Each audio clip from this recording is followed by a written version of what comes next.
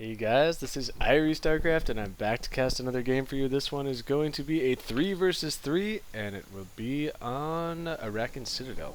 And this is going to be a diamond level game, if I am correct. On this level of play, it will be diamond, so so please don't rage in the comments and mass dislikes because you thought it was going to be a higher level play than it is. If you don't like to see a diamond, and if you don't want to learn anything about how to get better if you're diamond or lower, then go on to the next video.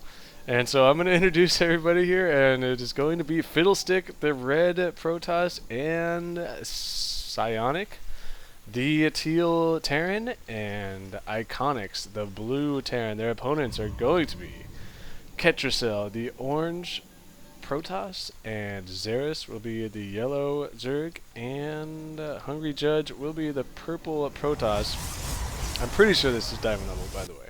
I know it's not super high level. I just cast a game, and this is the first time that I've had to do this in a long time, but I just cast a game that was a really long game, and I've decided I'm not going to upload it because it wasn't entertaining enough. And it really makes me sad to spend all that time casting a long game and then decide, you know what, this game just really wasn't good enough for me to put up. Because I almost never do that. Because usually all the games you guys send me are really exciting. So, just letting you guys know, man, if you're going to send me a replay, especially if it's a really long replay, make sure it's a pretty good game. So, you know, so we're not all wasting each other's time here, because I don't pre-screen replays before. Like, I didn't watch this game before and then decide, oh, this really was a good game, so I'm going to decide to cast this game now. This is, okay, as far as learning opportunities go, we have way too many probes following this probe. And this is something that I did in a game I played just not that long ago, where they had a bunch of SCVs and stuff following my probe all over the place. It's a complete waste. First of all, nobody needs to even be following it at this point, let alone all three. At least drop 2 of these guys off. So, like I said, this is going to be an opportunity for learning this game. That is a lot of wasted mining time for the top team, that this probe is totally paying for itself. For every second that these are all chasing it, this probe is making money, essentially, for the bottom team. So keep that in mind for you guys. And okay, so we did decide to end up walling off here on both sides, and we are using a forge on the bottom and a barracks here. And another thing, okay, look, Zariss, go ahead, keep pecking away, man. There's no reason for you to pull away. You could have probably broken the supply depot down by now. You may actually even be able to break it down, because this Marine is not rallied to a proper position, Psionic. And now this Marine looks like going to get surrounded. He is trying to micro this Marine backwards, but there's just no way at that point that he can deal with these 6 Zerglings. So now the Zerglings are loose inside the mineral line for the top team. Good job by Zariss getting in here. And now your goal as the Zerg player, keep your Zerglings alive as best you possibly can. You don't want to lose any Zerglings. Just prevent these guys from mining. If they turn to fight you, just dance and pull back. And there you go, dude. Pick off the mule. Nice job there. And now there is a Reaper out, so this Reaper will be very dangerous for the Zerglings. So Zerglings want to try and go after the Reaper right away if you can. If you can't, it's alright. Just do what you did there and try and kill another SCV before you all die. So, a nice little Zergling harass there from Zariss. And important for Zerg players to remember to continue macroing while you're doing that. It's easy to get caught up with the 10 pool micro and forget to make drones and whatnot. As now there still are 2 SCVs, at least 1 SCV went home. Still 2 probes chasing this probe all over the place. They seem to have been completely forgotten about. And where is the Zergling speed? Are we getting Zergling speed? We are not even researching Zergling speed. So what is Zariss going for anyway? We do have a Roach 1 on the way, so he doesn't even plan to get that speed at all. Which is fine. Which is fine, though I would suggest getting a Zergling speed as a general rule of thumb. Because it can help deal with things like Reapers here, which is going to get inside the base, though. There is a Stalker here for Ketricel. To deal with that, we are researching. It looks like we just finished a Blink research. And there goes the Reaper. And it looks like we have a 4-gate down here for HungryJudge, also getting a Twilight Council. So something to note, you Protoss players out there, Both Protoss players on the same team have gone for Twilight Council. Probably going to be getting a Blink research, I assume. I'm not so sure. But yeah, especially when you have Reapers to deal with, a good idea there from HungryJudge. You want to put get some Zerglings up here because you know these Reapers are going to be coming in from the sides to try and harass. And what I was gonna, with the thought I was gonna finish is one Protoss should at least one Protoss should be getting a robotics base, if you have more than one on your team. Definitely should be thinking about that. And so these Reapers should not be able to do a whole lot here. They may be able to pick up a couple of Zerglings. As soon as these Stalkers realize those are there, should be able to kill them fairly easily. And there they go. And another thing is, you see the bottom team has so many Stalkers right now, and you know that you're at an advantage because of all the, because you know about this side has gone for Forge, or I think they scouted that. This side has gone for a Forge defense, and I don't know, but spending all these resources on Reapers, you would think that, okay, well, we should go harass with their Stalkers right now. You should, because Stalkers are going to be faster than everything else on the map. Come up, break down this wall, annoy the other team. The Marauders could prove to be a problem, but there weren't that many there earlier when the harass should have been going on. Instead, the armies are all just chilling here. So another thing to take away from this game is you want to always do stuff with your army as ever possible. Now the rocks are down, so we could do some harassment here. Anyway, I don't want to make this game into a pure like coaching tutorial game or something, because I'm really not qualified to be much of a coach. But that is just the way sometimes these lower league games do turn out, as there's a lot of inaction, so to speak. There's not a lot of microing back and forth for me to go, oh my god, oh my god, oh my god, crazy. As there is Psystorm being finished now from HungryJudge, so I really like this. I really like this. This is extremely underutilized, and it's intimidating. It's difficult. It's annoying because it requires a lot of extra micro to use Psystorm, and so a lot of Protoss players will shy away from it whenever possible. Plus, that coupled with the fact of how powerful the Colossi really are.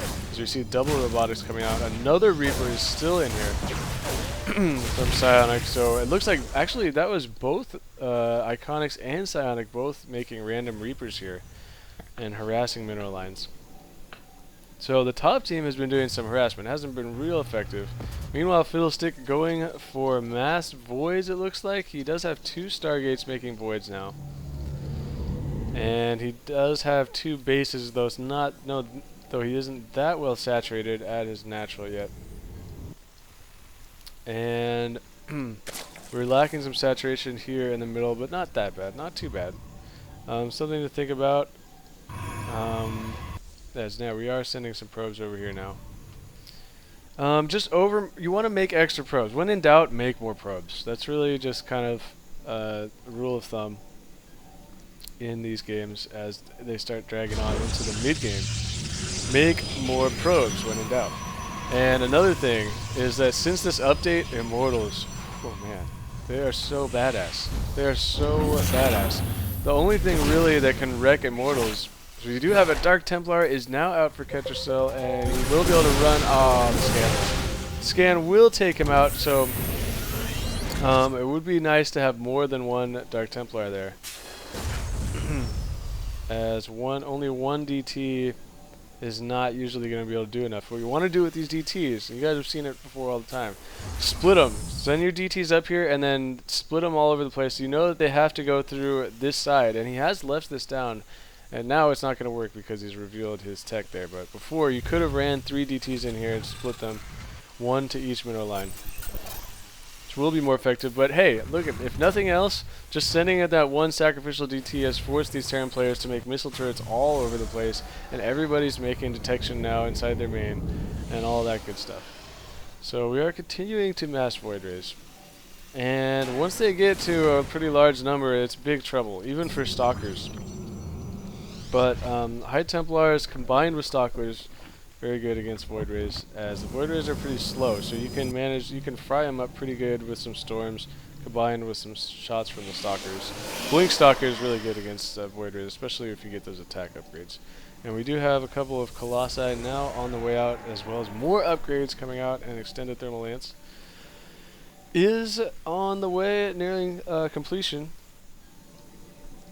And quite a few High Templars here. We do have 7 and more gateways, and ooh, triple forge. Oh, dirty upgrades. And hey, if you got the extra minerals, go for it, man. This HungryJudge is now taking this base. Not sure how he broke those rocks down. There are rocks on both sides, right? Just checking. I guess I just didn't notice him doing that with his stalkers. And so what do we have going on here? It looks like we are still just chilling. Still just chilling, man. Still chilling. I'm telling you, some harass would be pretty awesome right now. Or just straight up attack, man. Just march them down. Look, see, these High Templars are going to be so beefy when this battle actually takes place. And there are 3 Colossi down here. So it looks like we may move to intercept this army, and this is a tough move for Iconix here. He's really exposing himself with this army, and it looks like he is going to fall back. That would be a wise move. As with no medevacs to increase his mobility, this is pretty vulnerable out here. So he's going to pull back. You want to keep your army combined as much as possible. Top team, some ghosts would be so powerful right now. Some ghosts would be, if they added some ghosts to this army, this game could end so fast. 1 EMP, wipe out all of those Templars' energy, and drain all the Protoss shields from this whole army. I'm telling you guys, man. Ghosts are so overpowered against Protoss, man. Yeah. But seriously. Couple of ghosts in this army. I played a game the other day where this Terran player he just went ghost from right from the start. Like literally by the time my 4-gate was finished, he had ghosts, and it was just like, dude, it kills you. Just 1 EMP and your whole army is basically at half health. It's like, really? So it just kills your entire aggression and then you're behind. And anyway, looks like Ketricel is just going to take another base here and go ahead and defend that with this army. So we're still just sitting back and being defensive. And this is the way these games go oftentimes in Diamond. As when you're a player in this game, it seems like super intense. What happened here? Sorry, I have to do this. My sound must have gotten reset when and I didn't have my music on this whole time. Jesus Christ, no wonder it was so boring. Sorry about that. As what happens is when I do the older version replays and then it resets my stuff. So here we go, major battle coming up and a terrible engagement for the top team. Oh no, the Marines and Marauders running right into the Colossi. Oh my god. And I'm not sure why he's staying back, as this Protoss army right now is steamroll sesh. And if HungryJudge goes right up the gut and this army comes around the top, this could be over. But look at all the Void Rays. There is still a chance for the top team. The Void Rays just need to stay with this giant ball of Marines and Marauders for them to have a chance. And just keep your army together, guys. That's huge, man. And don't get too ahead of yourself with these expansions here, as that was a little bit too greedy of an expansion to try and take. This is a much safer place to try and take before this base, if you ask me. I'll take a drink real quick here. So it looks like this army is going to stem up and wants to try and engage this straight up without the Void Rays here just yet. These Colossi in the back are just roasting up all the Marauders. What not to do is to attack there too early. This army will have to fall back just because it is the only army here. But I'm telling you, man, that could have been a much more devastating attack if they had timed it a little bit better. And now here comes the Hydralisks and the Ultralisks even on the field for Zariss. I love me some Ultralisks. And now the High Templars, the ultimate trump card, need to fry down some storms on top of these Void Rays, and that's exactly what he is doing right now. And the Void Rays, Hydralisks, ripping up the Void Rays. They go down so fast. The major battle, all in from the top team. The APMs are just crazy off the chart. I'm just playing. I'm just playing, man. I'm actually, this may not even be diamond. I'm not so sure. It may be a little bit lower than diamond, but either way, it's exciting nonetheless. I like feeling like I'm good and like I know what the hell's going on. Another Sidestorm or two will easily clean this up. Iconix is going to try and micro his army around, but the game is really over at this point. A really poor engagement, a couple of really bad engagements by the top team, and a lack of ghosts is why they lost this game. So if you guys who are watching want to try and get better, Terran players or whatever, I'm terrible at Terran, to be honest. I'm really, really terrible. But I know how to lose against Terrans as a Protoss. And it's not by doing that. So some more drops would have, I mean, these bases down here have gone completely unharassed the whole game. All you need is one medevac with Marines and you can take out this entire base. It's so far away from anything, the reinforcement time is too far. There's not even a pylon down here to warp in units. So just for example, you know, some stuff to think about, Terran players, when you're going against Protoss, you gotta harass, gotta get ghosts. Definitely key. And in general, in 3v3 games, gotta engage together, man. That was really costly when half of the top team's army tried to engage this ball of Colossi. And then after that, they the Marines and Marauders ran in way ahead of the Void Rays, they needed the Void Ray support in there to help deal with the Colossus. But alright, either way, pretty exciting game there. Thank you, Zariss, for sending me this game. It was a pleasure to cast, and that is going to do it for me. This is IrieStarcraft, and peace out.